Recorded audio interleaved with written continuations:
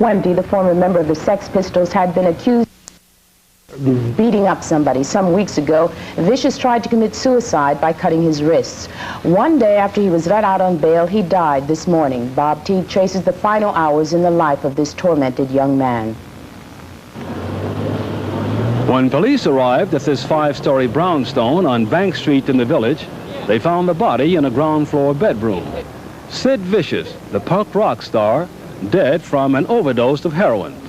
The dead man's mother had discovered the body at noon today when she went to awaken him in the bedroom of his girlfriend, Michelle Robinson. Miss Robinson, asleep at the time, was not aware that her boyfriend had died during the night. The story told to police by Miss Robinson and the dead man's mother goes like this.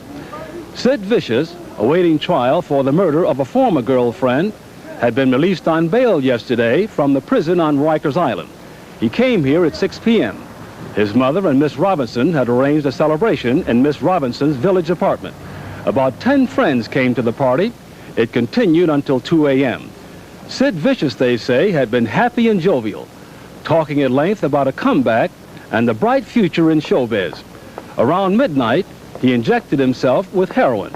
A bad reaction followed.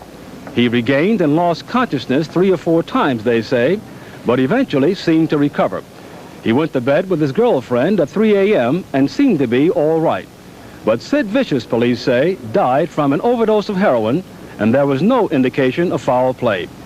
On Bank Street in the Village, Bob Teague, News Center 4. Here now the news. Sid Vicious will not have to stand trial for the murder of a girlfriend at the Chelsea Hotel. Sid is no longer vicious, he's dead. His nude body found in a Greenwich Village apartment, spoon and syringe nearby. The heroin overdose may have been accidental. Sid Vicious, a British punk rocker, became famous by being well known. Certainly not for his music, perhaps for his public obscenities, antisocial statements, and vulgarities. Bob Lape has more.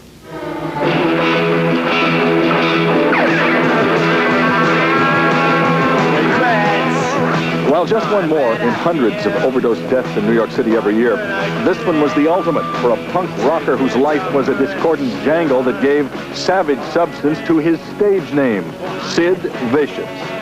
John Simon Ritchie, dead of a heroin overdose at a girlfriend's home here on Bank Street. Detective Hausman, he arrived here at 6 p.m. last night. 6 p.m. The party followed. Right. The heroin was injected about midnight.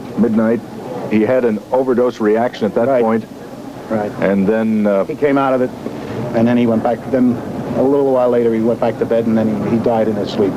The ex-Sex Pistol was described as happy about prospects for a bright future when he came here to 63 Bank last night and girlfriend Michelle Robinson and his mother, and partied a bit after having been released from Rikers Island.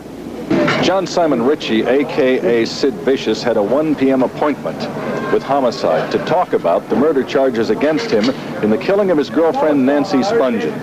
1 hour earlier, he was found dead in bed. On Bank Street, Bob Lape reporting for Channel 7 Eyewitness News. The death of Sid Vicious closes the murder case he was involved in. Vicious accused of stabbing his girlfriend, killing her in a Manhattan hotel last October. The district attorney's office tells us there will be no further investigation of that case.